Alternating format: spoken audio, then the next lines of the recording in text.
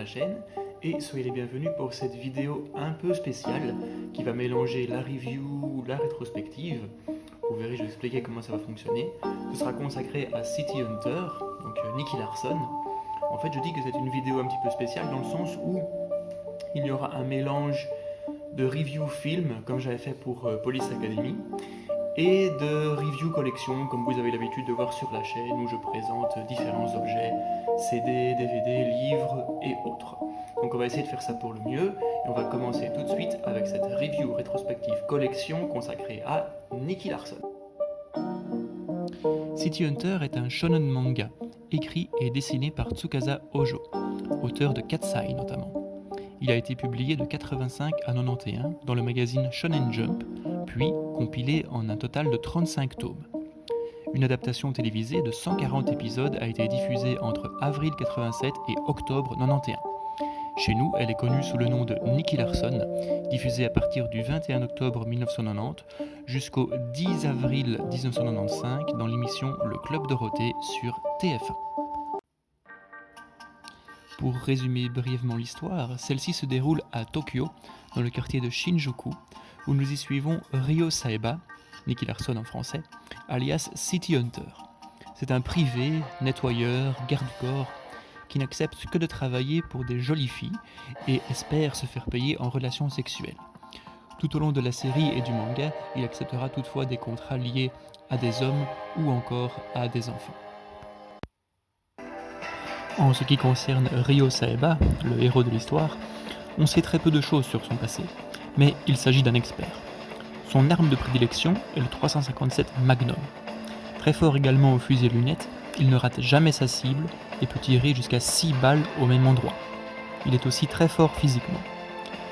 Ryo est aussi un fêtard et un véritable obsédé sexuel. En veut pour preuve ses mokori, donc érections, visibles dans le manga, mais pas dans l'anime.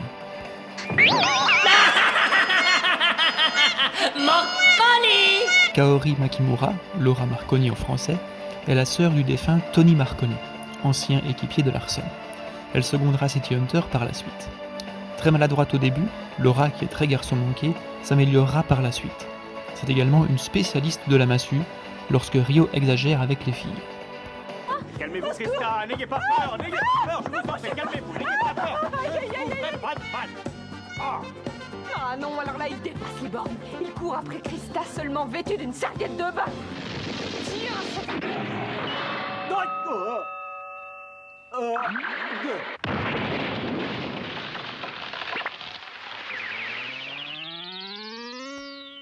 Essayez de rendre service et voilà le résultat.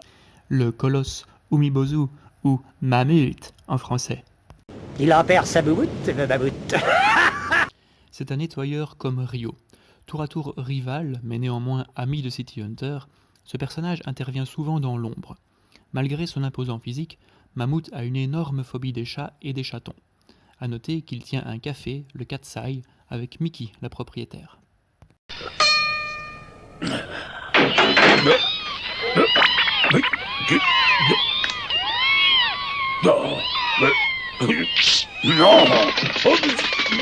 Non, mais allez-vous-en! Saeko Nogami, ou Hélène Lamberty en français, est une policière intelligente au physique avantageux.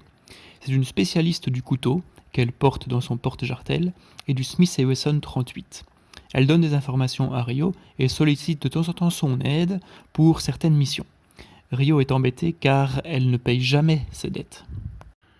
Nous voici à la présentation des livres de City Hunter, donc Nicky Larson. D'abord paru dans les années 90, à peu près 1995-1996 chez J'ai lu. Le manga donc, avait le mérite au moins d'être arrivé en France. Seul problème des éditions J'ai lu, c'est que le papier n'était pas spécialement de grosse qualité. L'impression des planches laissait de temps en temps à désirer, soit trop pâle, soit trop foncé. Mais il y avait quand même toutes des anecdotes de Tsukasa Ojo dans l'édition J'ai lu. Par après, Panini Manga est arrivé avec l'édition Deluxe de City Hunter, un format bien sûr plus grand. Vous verrez, je montrerai à l'intérieur une nouvelle traduction. Cependant, les anecdotes de Tsukasa Ojo ont disparu. Mais bon, cette édition est bien mieux, hein. C'est à peu près 10 € le tome. Et vous voyez donc à l'intérieur, vous avez donc d'abord des planches en couleur, ce qu'il n'y avait pas dans l'édition J'ai lu, elle était beaucoup plus simple.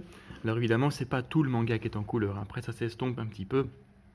Vous avez des notations de rose avec du gris et du blanc, vous voyez, pour ensuite arriver à de l'entièrement noir et blanc, comme n'importe quel manga en fait. Le manga City Hunter, c'est vraiment un incontournable, hein. Sincèrement. Déjà, le dessin est juste magnifique. Quand on voit le dessin des personnages, les environnements, on va essayer de trouver un ou deux véhicules dedans, mais sincèrement, on est sur quelque chose qui est très très très beau, quoi. Regardez ça, franchement, c'est du très très beau dessin. Et évidemment, quand une œuvre est joliment dessinée, ça donne envie de lire. À propos de lecture, vous voyez quand même, mais l'œuvre est assez fournie en texte. Il y a beaucoup de choses à lire. Ce n'est pas comme un Naruto que vous aurez fini en même pas 10 minutes de lecture. Ici, ça vous prendra évidemment plus de temps pour arriver au bout du tome. Autrement dit, vous en avez vraiment pour votre argent. Regardez encore une fois ici, mais c'est vraiment une planche très très jolie, en plus avec 2 couleurs seulement utilisées, hein, orange, rose, gris. C'est vraiment magnifique.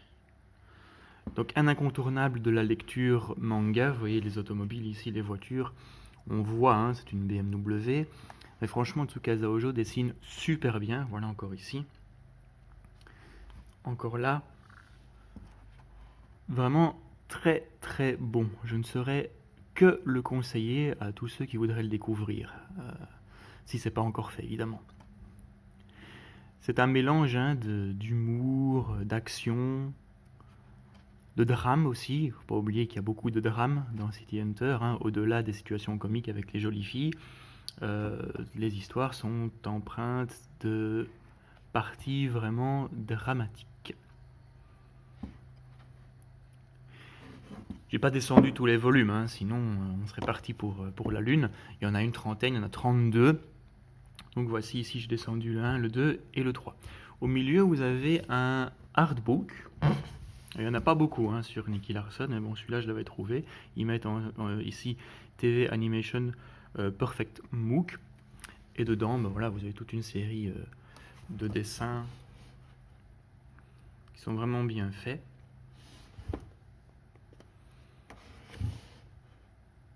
Encore une fois, hein, du très bon travail de la part de Tsukasa Ojo. Avec des affiches bien connues, évidemment. Celle-ci, avec sa Mini Cooper rouge et le toit blanc, son Magnum en main. Vraiment, point de vue dessin, on se régale. Il y a certains mangas qui sont vachement moins bien fournis en dessin, ou du moins beaucoup plus pauvres. Ici, c'est vraiment pour le plaisir des yeux. Vous voyez. À la fin du livre, j'ai quelque chose de très intéressant. Vous avez ici des illustrations en noir et blanc, voilà.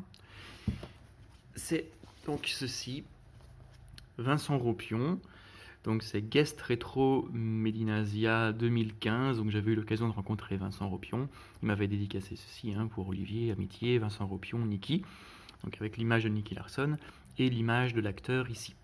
Et j'en avais également profité pour faire, voilà, dédicacer le bouquin, hein, tant qu'on y est. Pour Olivier, quelle oreille, il a bon goût, Nicky, Vincent Ropion. Donc en fait, quelle oreille, c'est parce que c'est vrai que j'ai une ouïe assez fine et j'avais repéré le travail de Vincent Ropion sur différents travaux que je vais vous expliquer tout de suite. Car parler de Vincent Ropion, c'est une porte d'entrée directe pour parler de quelque chose qui risque de fâcher, à savoir la version française de Nicky Larson.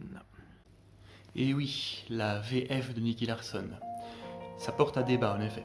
Pour ma part, cette version française ne me dérange pas, pour plusieurs raisons.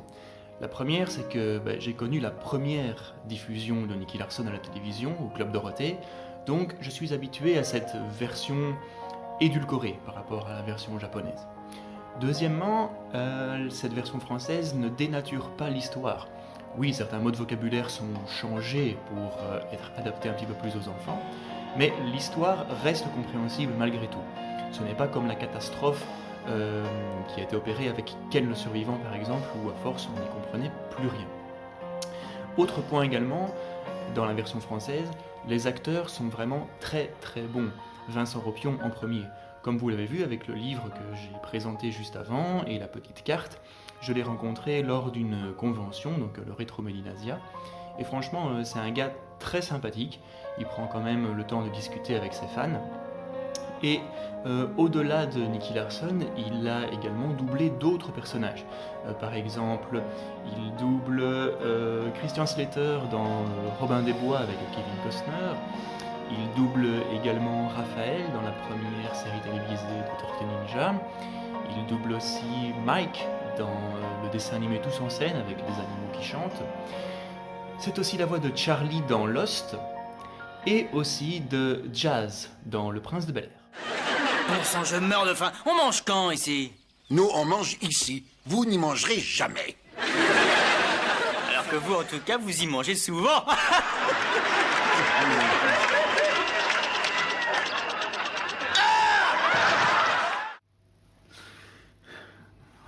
Veuillez m'excuser, mais j'avais une pensée émue pour Roger, Raoul, Robert, André, Gérard, Marcel, Maurice et tous les autres à qui Nicky Larson a fait bobo. Franchement, cherchez un mouchoir. Tu as osé t'attaquer à Robert, Roger, Raoul et André. Eh bien, je vais les venger.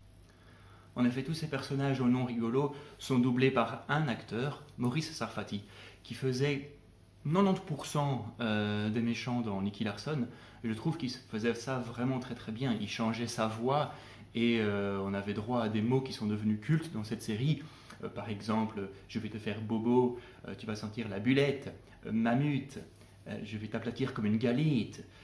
C'était vraiment très très drôle, très très bien joué et c'était très étonnant d'écouter toute la panoplie de voix qu'il pouvait faire pour donner vie à tous ces méchants. Je jouais systématiquement tous les rôles de méchants en changeant ma voix. Ça a d'ailleurs été remarqué par un journal qui a fait une réflexion plus ou moins impertinente et on s'est amusé comme des fous parce que c'était très drôle. On changeait tout, on changeait le texte parce que la culture japonaise est une culture extrêmement complexe, difficile et la cruauté est parfois très très proche du rire. Et il y a des moments presque de sadisme dans les situations et nous les avons complètement allégés, c'est-à-dire que au lieu de dire on va le torturer, on va lui arracher la peau avec des tenailles, nous on disait on va te chatouiller, on va te déchirer tes habits, tu vas voir, etc., etc. Voilà, on faisait ça. Et quand il y avait des scènes un peu grossières, il faut le dire honnêtement, où il amenait les jeunes femmes auxquelles il faisait la cour, il les amenait dans des hôtels de passe, on voyait très bien parce qu'il y avait des photos de femmes nues à peu près partout. Nous on disait j'ai envie de vous amener au restaurant végétarien. Et on faisait ça comme ça. Où est-ce que tu m'emmènes? Ne t'inquiète pas, laisse-moi faire. Tu es déjà venu? Oui, tu verras, c'est un très beau restaurant. Ça te plaira beaucoup. L'autre jour j'ai regardé sur internet, je sais qu'il y a des puristes qui n'ont pas été contents du tout. Qui n'est pas du tout content, mais quand on dit qu'on va dans un restaurant végétarien et qu'on entre dans un endroit où il y a des filles en porte-jartel ou toutes nues, c'est pas possible. On peut pas s'apercevoir qu'il y a un clin d'œil, voilà. Mais enfin, où est le restaurant? Je ne comprends pas. Non, ça c'est le salon de réception. Je parie que tu vas adorer ce qu'il y a à manger.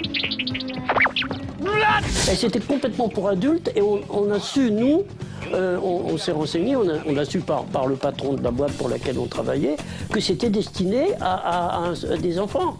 Donc on exerçait, c'est un bien grand mot, pas une censure, mais un adoucissement permanent, mais un adoucissement vers le truc comique, que ça fasse rire, surtout. Tu m'excuses, je vais voir ce qu'il y a au menu. La partie suivante est consacrée au soundtrack et au DVD. On va commencer évidemment par les soundtracks. Alors je n'ai que 2 CD, Mais vous verrez, ce sont vraiment des musiques hyper connues que l'on retrouve dans Nicky Larson. Ils font partie tous les deux donc de la saison 1. On a d'abord donc le CD ici, City Hunter 1, avec donc principalement des chansons, mais également quelques morceaux en instrumental. Donc vous avez le thème City Hunter, vous devez avoir Get Wild notamment, Ballad of the Silver Bullet, ça c'est très très bien aussi. Vraiment des Mr. Paradise qui est très très bon aussi. Donc des musiques emblématiques que l'on retrouve dans l'animé. Le second CD, c'est la même chose, mais ici il n'y a que des chansons. Original Animation Soundtrack Volume 2, avec Want Your Love notamment, ou encore Never Go Away qui est pas mal. Le 10e, on s'est écrit en japonais, mais il y a Castle dedans. Et surtout, le 8e morceau, Footsteps, que l'on entend souvent dans les scènes de bagarre dans le dessin animé City Hunter. Suivant est une pièce extrêmement imposante. Il s'agit donc de l'intégrale collector Nicky Larson City Hunter en DVD, édition limitée. Donc ils ont fait comme une valise, bon c'est du carton, ils ont fait comme une valise, et à l'intérieur donc se trouvent tous les disques ainsi qu'un artbook avec la VO sous-titrée française, la VF et d'autres petites choses intéressantes dedans. À souligner quand même que contrairement au Chevalier du Zodiaque, tout n'a pas été redoublé, donc lorsqu'il y a des passages, on va dire inédits pour l'époque, eh bien la VF passe automatiquement en VO et puis repasse en VF. Je vais vous montrer ce coffret d'une autre façon parce que je vous dis il est très très grand, qui risque de ne pas rentrer dans le cadre facilement. Alors voici comment ça se présente. Vous avez d'abord un fourreau en carton, très rigide, très solide sincèrement, énorme en plus, dans lequel se range donc le coffret DVD. Je vous montrerai le artbook par après. Et donc il y a une magnifique illustration sur la face avant. Et ensuite donc vous avez le personnage de Ryo Saeba alias City Hunter. À côté vous avez les DVD et le nom de chaque épisode. Une petite fiche ici pour protéger.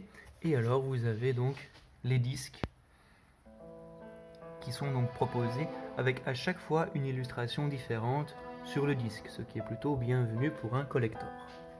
Ici vous avez donc Kaori, même système, les épisodes, un dessin du personnage, le petit papier et donc City Hunter ici, les disques. Et ainsi de suite jusqu'au bout. Vous avez vraiment beaucoup, je vais pas tout montrer parce que comme je vous dis ça prend quand même pas mal de place. Par contre, vous avez le artbook, voilà, qui est donc de la même taille, il est énorme, c'est pour ça que le faire rentrer dans le cadre c'est vraiment pas évident. Et je le tiens à l'envers en plus. Voilà, donc sur l'autre face il y a Ryo, donc Nicky. Il est en français en plus, ça c'est vraiment très très bien. C'était Beez qui avait fait ce coffret collector-ci. Maintenant, la licence City Hunter est passée chez Kazé. Vous voyez, ici on a plein de petites images pour commencer. Encore d'autres. Après, évidemment, ça va devenir bien plus grand, vous voyez. Ils disent ici Best Artworks. Ils ont vraiment été choisir les meilleurs dessins.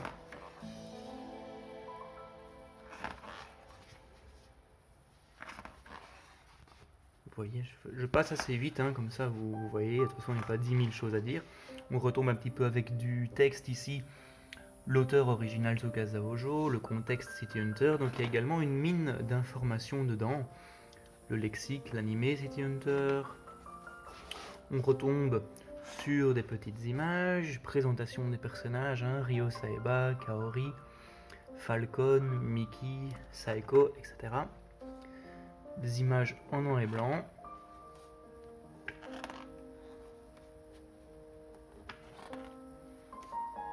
Les voitures, les véhicules en fait, je vous avais dit qu'il dessine franchement bien Tsukasa Ojo. Tout ce qui est automobile, on reconnaît facilement certaines marques, certains modèles de voitures. Les lieux, une interview d'un autre personnage, hein, responsable du design des personnages, voilà, pour l'animer en tout cas. De nouveau de l'illustration ici. Et encore de l'illustration par là. Donc vraiment c'était un très très beau collector, c'est ce qu'on pouvait appeler une édition collector. Maintenant si on veut rouspéter un petit peu, ce qui est un petit peu dommage c'est qu'il n'y a pas donc de CD bonus avec des interviews ou d'autres petites choses qui auraient pu être intéressantes. On continue mais cette fois-ci avec le coffret des films. Donc ça c'était édité chez Dybex, hein. Il y a 5 DVD donc 5 films. En fait c'est un mélange d'OAV et de films. Ces éditions là sont franchement pas mal, hein. Il y a eu un travail sur l'image, oui, mais en plus de ça donc vous avez toujours une belle présentation avec des images à l'intérieur, donc les disques évidemment, et alors un petit livret explicatif par rapport à ce que vous allez trouver donc sur les différents films proposés. Un que j'aime beaucoup c'est Service secret, franchement celui-là il est bien, c'est un épisode, c'est le plus long, hein, il est quasiment sur 1h20 à peu près. Et franchement, il est bien. Service secret, j'aime beaucoup. Pour les films, contrairement à la série télévisée, là, ils ont été un peu plus francs dans le vocabulaire employé. Hein. Il n'y a plus vraiment de bobos ou de boulettes ou des trucs comme ça. Hein. Ils ont respecté plus le texte original, en fait. Ces coffrets DVD-là, ils sont franchement pas chers. Hein. Vous pouvez les trouver... dans les 15 €, je pense que vous pouvez le trouver. Donc c'est vraiment pas cher du tout. 15 € en moyenne pour 5 films. C'est plutôt un bon prix. Ensuite, vous avez un film qui a été fait tout récemment. Hein, c'est en 2018. Nicky Larson, City Hunter, Private Eyes. Donc là, on a un film d'1h30. On retrouve les voix, encore une fois, VF. Hein, Vincent Ropion et Daniel Douet pour Laura. Ce film avait été au cinéma et franchement il est très très bien, hein, de nouveau. Ça faisait longtemps qu'il n'y avait plus de films sur Nicky Larson et ici les fans seront aux anges. On retrouve absolument tous les ingrédients qui ont fait le succès du manga et de la série télévisée. Vous avez un fourreau sur l'avant et ce qui est chouette c'est que l'image à l'intérieur n'est pas la même, donc ça change un petit peu. Très bel artwork à l'avant. On aurait limite même pu faire un steelbook parce qu'à l'arrière, c'est encore une autre image. Donc franchement, très joli et le film, il en vaut la peine si vous aimez Nicky Larson. Reste alors l'adaptation de Philippe Lachaud, le film Nicky Larson, sorti aussi en 2018. Alors je vais être franc avec vous, hein, quand j'ai vu la première bande-annonce, je me suis dit « ça va pas être bon ». Et puis finalement, quand j'ai visionné le film, je me suis dit... Alors j'ai trouvé le film vraiment très bien. Quand on aime Nicky Larson, ce film-là devrait vous plaire. Alors oui, il y a l'humour particulier de temps en temps de la bande à Fifi, surtout avec le personnage de Poncho et le personnage de Skippy. Mais sincèrement, Philippe Lachaud, Nicky Larson, c'est pas mal du tout, ça le fait. Mais alors que dire de Élodie Fontan en Laura, c'est vraiment... incroyable, là. On dirait qu'elle sort du dessin animé pour être en vrai, quoi. Élodie Fontan fait un super boulot en Laura. Ce qui est très fort aussi dans le film, c'est que Philippe Lachaud a réussi à mélanger les 3 univers. Je m'explique pourquoi 3. Dedans, vous retrouvez du City Hunter le livre, vous retrouvez du City Hunter du dessin animé et vous retrouvez du Nicky Larson. Donc il a réussi à faire un cocktail des 3 supports en un seul film. Il y aurait des choses où on peut se dire mais comment c'est possible de rendre ça réaliste, par exemple l'histoire de la massue. Et à chaque fois, l'histoire de la massue est très bien utilisée dans le film. Vous avez également énormément de clins d'œil au Club Dorothée, donc vous allez entendre parler des Chevaliers du Zodiaque, de Jeanne et Serge, d'un appartement qui s'appelle le C17, un petit Rémi qui cherche sa famille. Dorothée fait une apparition dans le film également, de même que Vincent Ropion, hein, c'est un journaliste, il s'appelle Monsieur Lavoie. Il y a un personnage aussi qui s'appelle Monsieur Mokori, donc on voit vraiment que Vincent Ropion apprécie Nicky Larson et lui a rendu vraiment un bel hommage à travers ce film. Si vous ne l'avez pas vu et que vous avez quand même des appréhensions parce que c'est un film français, parce que c'est la bande à Fifi, franchement, évitez ces appréhensions et regardez-le. Si vous aimez Nicky Larson, vous devriez accrocher à ce film. Vous, ça fait longtemps que vous êtes en couple? Nous. Ah non, pas du tout, non. Non, en fait, c'est mon associé. C'est un petit peu comme mon petit frère. Hein, mon petit bonhomme, hein. Mon petit bonhomme. Arrête. Pour clôturer cette vidéo, je dirais que City Hunter est un manga au statut culte. Il fait partie de l'âge d'or des dessins animés japonais, au même titre que Dragon Ball, Les Chevaliers du Zodiaque, Ken le Survivant, Cobra, tous ceux que nous avons connus étant plus jeunes au Club Dorothée. Il a également le mérite d'être apprécié par des personnes n'aimant pas spécialement les mangas. En effet, que ce soit au niveau des personnages, au niveau des véhicules, des environnements, le dessin est extrêmement beau et comme je l'ai dit, c'est quelque chose qui attire le lecteur. Le héros, Ryo Saeba, en plus, n'a pas de pouvoir comme un Son Goku, Seiya notamment. Il y a juste le fait qu'il tire avec une grande précision. Le cocktail action, humour, drame proposé par les différentes histoires dans l'œuvre est efficace et attire également de nombreux lecteurs ou téléspectateurs. Pratiquement 30 ans après sa sortie, City Hunter a toujours de nombreux fans. J'en fais partie. Petite dédicace à ma collègue Leila, qui est également une très grande fan de City Hunter.